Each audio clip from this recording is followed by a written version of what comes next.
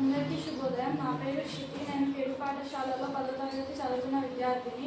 ఈరోజు నేను పొదన రచించిన పద్యం యొక్క భావం చెప్పబోతున్నాను. పద్యం: కులము రాజ్యము తేజము నిలుపు మీ కుబ్జుండు విశ్వాంబరం దళితం బోడు త్రివిక్రమ స్ఫురణ వాడై నిండు బ్రహ్మాండము గలడే మానప నొక్కుండు నా పలుకు లాకర్ నింపు కర్ణంబులన్ వలది దానమున్ గీనమున్ బల్పుమా వర్ణన్ వాదాన్యోత్తమ.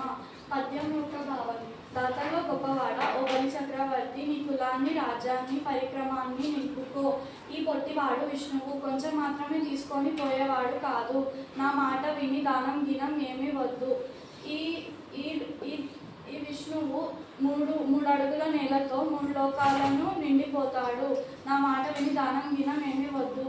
ఈ పొట్టివాడిని పంపివేసే అని శుక్రాచార్యుడు బలి చక్రవర్తితో అన్నాడు.